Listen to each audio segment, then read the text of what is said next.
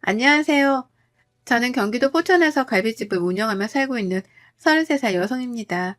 우연히 시작한 가게가 성공을 거둔 덕분에 곧 2호점 개업을 앞두고 있는데요. 오랜만에 휴무일이라 가게 정리를 하며 라디오를 듣다 옛날 생각이 나 사연을 쓰게 되었습니다. 요즘에는 인터넷이 많이 발달해서 SNS로 홍보를 많이 하고 필수가 되었는데요. 저는 개인적으로 SNS로 가면 치가 떨리는 사람입니다. 그 이유는 다름 아닌 저희 막둥이 신우 때문이에요. 처음에는 그저 신기하고 재밌어 보였는데 시간이 지날수록 사람을 지배하더라고요. 그걸 직접 눈으로 겪었으니 치가 떨릴만도 하죠. 제가 SNS를 싫어하게 된 사연, 지금부터 제 이야기를 들려드릴게요. 저는 위로 오빠, 아래로 남동생이 있는 3남매로 비교적 유복한 가정 환경에서 자랐어요. 남들은 저를 보고 흔히 금수저라고 표현을 하더라고요. 하지만 저희도 처음부터 가정 환경이 부유했던 건 아니었습니다. 제가 중학생이 될 무렵 아버지가 정년 퇴임을 하셨습니다. 그동안 모아둔 돈과 퇴직금으로 앞으로는 집 걱정 없이 살자며 낡은 빌라를 하나 매입하셨는데 빌라가 있던 지역이 재개발이 되면서 상당한 여유자금이 생기셨어요. 투자에 대한 정보도 모르고 계셨고 그저 월세와 전세를 전전하며 살지 않아도 된다는 희망 하나로 그 빌라를 매입했던 거였죠. 건설 현장에서 현장직으로 근무를 하시며 힘들게 저희를 키워오셨는데 우연한 기회로 저희에게 커다란 복이 되어 돌아온 케이스였죠. 그래서 부모님은 그때부터 부동산 사업을 시작하셨어요. 물론 드라마에 나올 법한 거물들처럼 사업을 거창하게 하는 건 아니고 강남에 아파트 한 채와 상가 건물을 보유하고 계시고 신촌에 오피스텔 건물을 지으셔서 월세를 받으며 노후를 보내고 계십니다. 어려움도 알고 동시에 여유도 같이 알았던 저는 늘 부모님이 말씀하시는 대로 겸손하게 살아왔어요. 가진 자일수록 어려운 사람을 도우며 살아야 하고 베풀며 살아야 한다고 늘 말씀하셨거든요. 또 부모님은 자식들에게 기대기 싫다며 저희도 스스로 인생을 개척하며 살으라고 하셨어요. 그래서 진작에 재산도 미리 나눠주셨고 볶아먹던 삶아먹던 알아서 하라고 말씀하신 상태입니다. 부모님을 모시고 사는 큰오빠 내외에게는 강남의 아파트 한 채와 상가 건물을 저에게는 10억의 현금을 주셨고 남동생은 결혼 후 독립을 하게 되면 오피스텔을 증여해 주신다고 했어요. 저는 언젠가는 저만의 음식점을 차리는 게 꿈이었습니다. 그래서 대학도 호텔 조리학과를 전공했고 졸업하자마자 바로 취업을 했습니다. 크고 작은 호텔에서 한식, 양식 할 것 없이 경력을 틈틈이 쌓았어요. 4년 정도의 시간이 흘렀고 28살이 되던 해에는 TV에 자주 나오는 유명 셰프의 식당에서 보조 셰프로 일을 하게 되었죠. 워낙 유명하신 분이라 같이 일한다는 것 자체가 영광이었습니다. 호텔에 방문하셨던 셰프는 제가 만든 음식을 드셔보고는 함께 일하자며 스카우트 제의를 하신 거였죠. 그렇게 보조 셰프로 일을 하며 많은 것을 배워가고 있을 때 셰프님의 소개로 지금의 남편을 만났어요. 남편은 셰프님이 운영하시는 식당의 당부 손님이었어요. 저보다는 3살이 많았고 디자인 회사에서 근무하는 평범한 직장인이었습니다. 우연히 식당에 방문한 남편이 저를 보고 첫눈에 반해 셰프님에게 저를 만나게 해달라고 부탁한 거였죠. 자랑은 아니지만 저는 나름 곱상하게 생긴 외모였거든요. 처음에는 누군가를 소개받는 것이 굉장히 낯설고 어려운 일이었지만 평생 일만 하면서 살 수는 없지 않느냐는 셰프님의 말씀에 남편과 만남을 시작했어요.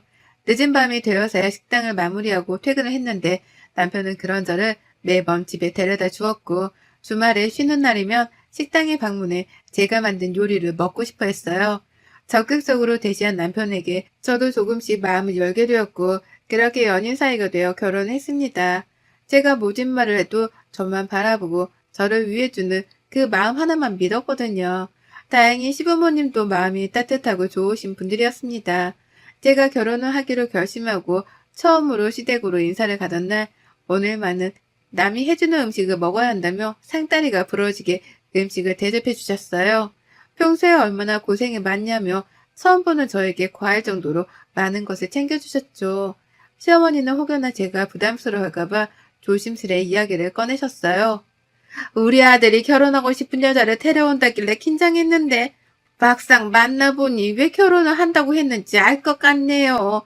먼저 이야기를 들어서 그런가 인상도 좋고 우리 아들이랑 잘 어울리네요. 앞으로는 우리 집에 오면서 내가 맛있는 거 많이 해줄게요. 우리 가족이 된 걸 환영해요. 저는 긴장되고 굳었던 마음이 언제 그랬냐는 듯 사르르 녹았습니다. 그리고 의외의 복병을 만나게 되었는데요. 갓 20살이 된 늦둥이 신우였어요. 바로 그 문제의 신우입니다. 남편과도 워낙 나이 차이가 많이 나고 늦둥이로 태어난 탓에 많은 관심과 사랑을 받으며 자랐거든요. 하지만 뭐든지 과하면 탈이 난다고 하잖아요. 신우이는 좋게 말하면 털털하고 거리낌 없지만 나쁘게 말하면 대책과 생각이 없는 사람이었어요. 저도 처음 봤을 때는 나이도 어리기에 그저 귀엽기만 했어요. 늦둥이로 자란 탓에 애교도 많고 먼저 언니 하며 다가오기도 하고 부침성도 좋았거든요. 그래서 저도 동생 같은 마음에 신우이를 데리고 백화점에 몇 번 가서 좋아하는 것도 사주고 그랬죠. 맛있는 음식을 먹으러 가거나 분위기 좋은 카페를 가도 거의 데리고 다녔죠. 하지만 그게 화근이었을까요? 처음에는 보통 사람들처럼 음식 사진을 찍고 하는 줄 알았는데 점점 굳이 이렇게까지 해야 하나 싶을 정도로 사진에 집착을 하더라고요. 한 번은 맛집으로 소문난 파스타 집을 데려갔는데 음식 플레이팅이 너무 예쁘더라고요. 근데 음식이 다 나와야 사진을 찍을 수 있다며 죽어도 손을 못 대게 하더라고요. 결국 모든 음식이 차려지고 신우이가 사진을 찍은 뒤 식어 빠진 음식을 먹어야 했어요. 또 한 번은 성인이 된 기념으로 크리스마스 선물로 유명한 화장품 브랜드의 립스틱을 선물로 사주었는데 생일 때는 오히려 먼저 이 브랜드 가방도 사주세요 하면서 들이밀더라고요. 그래도 생일이니까 하는 마음에 덜컥 사줬죠. 나중에 신우의 SNS를 우연히 보게 됐는데 처음에는 일상을 공유하는 사진 위주였다가 점점 명품을 자랑하거나 부유한 사람이다라는 걸 과시하는 듯한 뉘앙스로 변질되어 가더군요. 실제로 협찬 문의가 여러 군데서 오기도 했고 신우이는 대학까지 휴학하며 집에 틀어박혀 SNS에 점차 지배당하게 되었죠. 잠자고 밥 먹는 시간, 화장실 가는 시간 외에는 별도의 스케줄을 짜서 움직이더라고요. 협찬으로도 모자라 무리하게 명품을 산다던가 먹지도 않고 입지도 않은 제품을 구매해서 리뷰를 한다던가 무언가 잘못되었다고 생각이 들기 시작했어요. 그러다 결정적인 사건이 발생합니다. 제가 근무하는 식당도 맛집으로 소문난 곳이에요. 낮밤 할 것 없이 사람들이 붐볐고 예약을 하지 않으면 먹을 수 없는 그런 곳이었죠. 신우이가 한 번은 제 식당에서 친구들과 식사를 하고 싶다길래 어렵사리 자리를 마련해 두었어요. 아니나 다를까 여러 대의 휴대폰으로 사진도 찍고 개인 방송도 하면서 4시간은 죽치고 앉아있더라고요. 보는 제가 다 민망할 정도였어요. 안 되겠다 싶어 퇴근하고 집에 가서 잘 타일러 봐야겠다고 생각했습니다. 그날 저녁 시댁에서 저녁을 먹기로 했기 때문에 일찍 퇴근하고 시댁으로 갔습니다. 신우이는 저에게 반가운 목소리로 언니 왔어요? 나 부탁 하나 있는데 들어줄래요? 라며 안기는 거예요. 무슨 부탁인데요? 들어줄 수 있는 거면 들어줄게요. 말해봐요. 역시 언니 짱! 다름이 아니라 저 컨텐츠 하나 찍는데 컨셉이 명품녀거든요. 근데 제가 돈이 없잖아요. 이번에 회사랑 새로 계약하면서 입지 조건이 더 좋아졌거든요. 조회수 많이 나오면 두둑하게 챙겨드릴게요. 그래서 그런데 언니 카드 한 번만 빌려주면 안 돼요? 네? 카드요? 아무리 그래도 카드는 좀 그렇죠. 얼마나 쓸 건데 그래요? 다시 환불할 거예요? 예이! 언니, 자존심이 지 환불은 무슨 환불이에요. 그냥 제 선물 사준다 생각하고 투자해 주시면 안 돼요? 아가씨, 한두 번도 아니고 매번 이렇게 해주는 건 좀 아닌 것 같아요. 어느 정도 선에서야 당연히 해주겠는데 명품이 한두 개도 아니고 지난번에도 그렇고 많이 사줬잖아요. 그리고 아가씨 또래에 그렇게 치장하고 다니는 사람 없어요. 너무 과하면 오히려 보기 안 좋으니 다시 한번 생각해봐요. 언니, 정말 너무한 거 아니에요? 저 나이 어리다고 무시하는 거예요? 그 컨텐츠 하나 찍으면 돈이 얼만데 하나밖에 없는 신우이가 잘 되는 게 그렇게 배 아파요? 아가씨, 다시 한번 말하지만 아기가 있어서 아가씨를 나무라는 게 아니에요. 적당히 하라는 거죠. 생일 때, 기념일 때 다 챙겨주잖아요. 아가씨 또래는 그 정도도 못하는 친구들이 대부분이에요. 과하다는 얘기죠. 그래서 말인데 카드 빌려주고 그러는 거 더 이상 못해요. 안 돼요. 언니 진짜 너무하네. 그렇게 안 봤는데 사람 참 쪼잔하네요. 들어보니 집도 잘 사는 것 같더니만 있는 사람들이 더 한다더니 진짜 딱 그 꼴이네. 신우이는 제대로 토라져 저를 완전히 등지더라고요. 이상한 분위기를 감지한 남편이 무슨 일이냐며 다가왔지만 신우이는 콧방귀를 뀌며 방으로 들어가 버렸어요. 시부모님은 주방에서 음식을 하시느라 미처 그 상황을 보지 못하셨고요. 저는 조금 어이가 없었지만 식사 자리인 만큼 기분 좋게 넘어가려고 했어요. 저러다 말겠지 했는데 저의 큰 오산이었죠. 밥을 먹고 시어머니가 내주시는 커피와 과일을 먹는데 신우이가 대뜸 저에게 그러더군요. 언니는 시집살이 안 해봐서 시댁 사람들 어려운 거 모르나 봐요. 이참에 엄마가 잘 가르쳐야겠어. 신우이도 시댁 사람인데 어쩜 나한테 그렇게 막대하는지 몰라. 응? 그게 무슨 말이니? 아가, 너 얘랑 무슨 일이 있었어?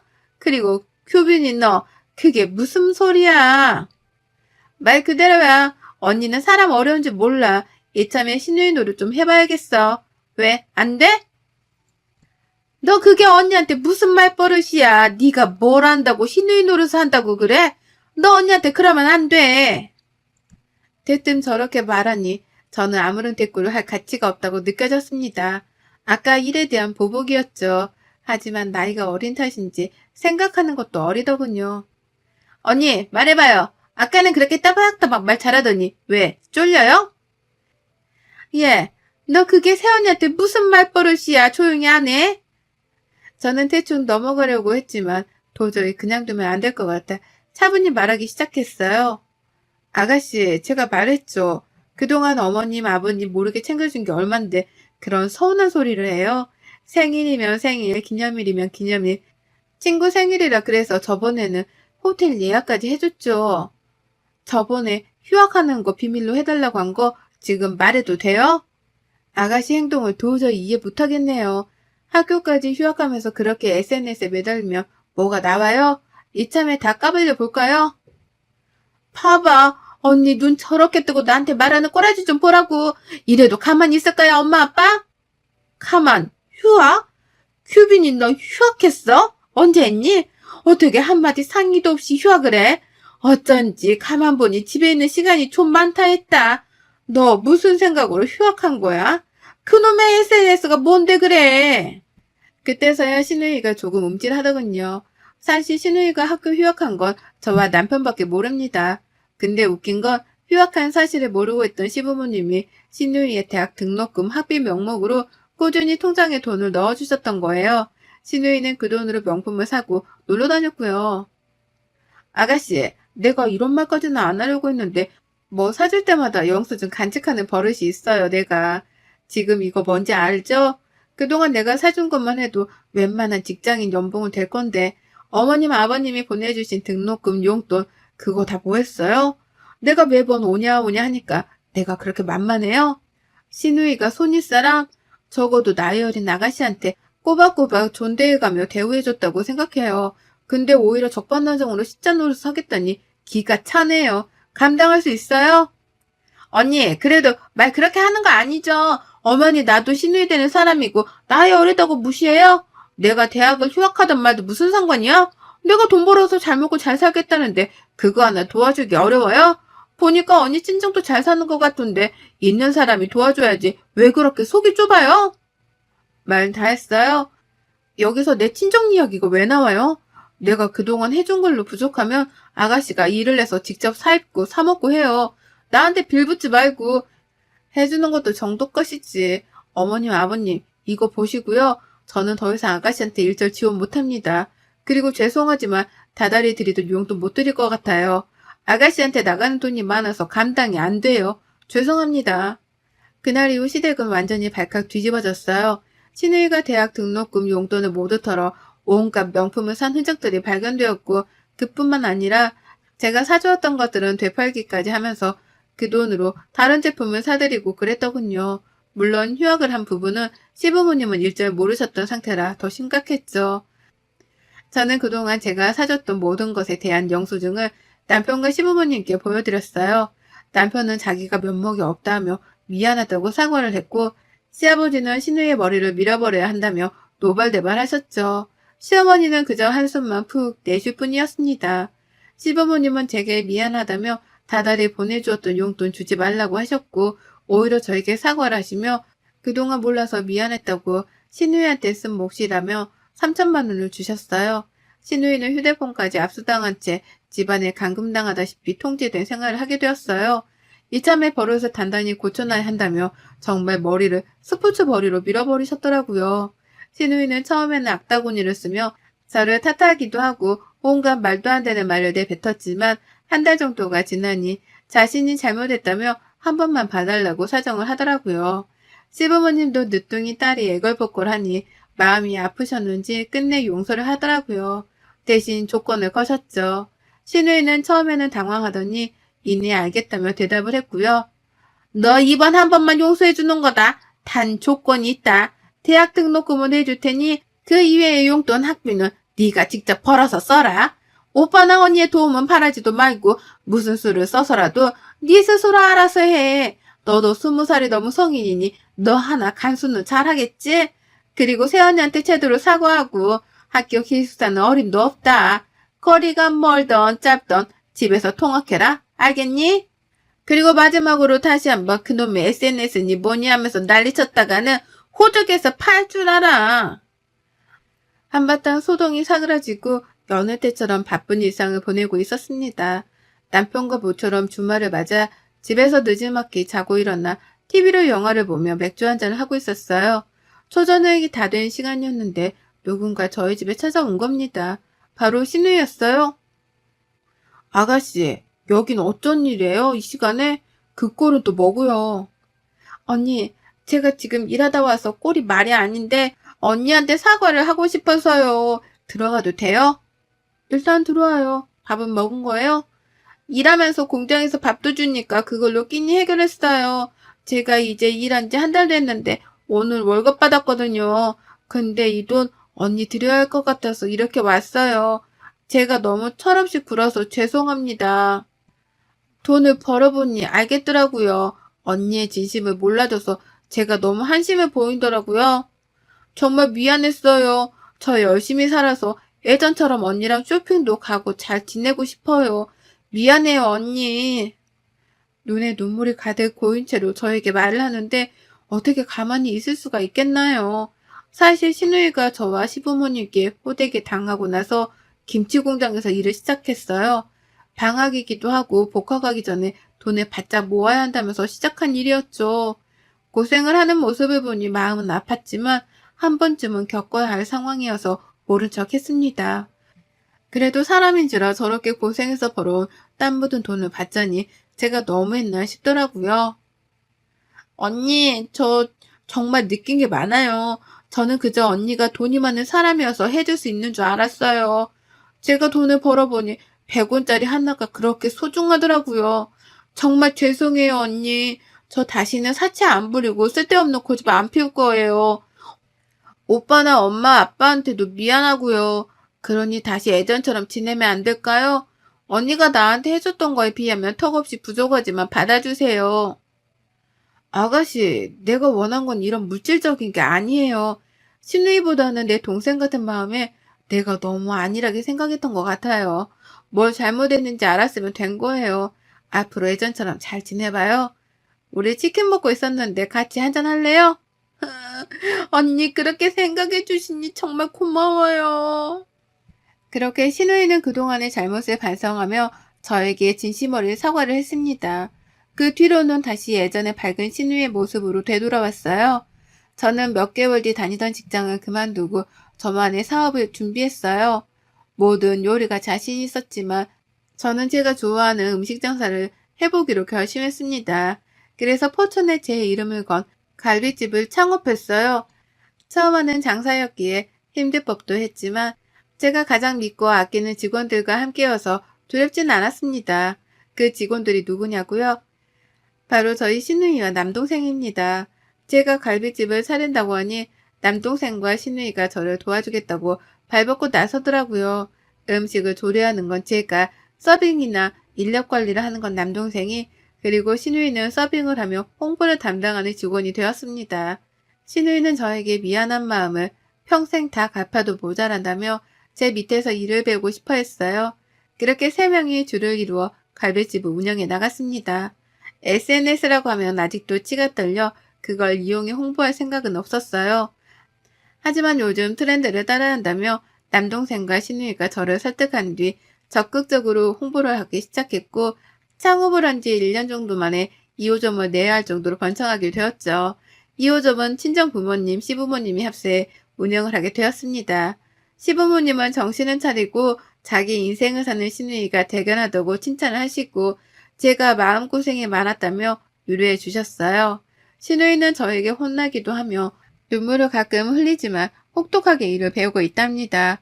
월급도 350 정도를 주고 있는데 일이 고되고 힘드니 그 정도의 값어치는 한다고 생각해요. 또 시누이가 사치 부리면 어떡하냐고요?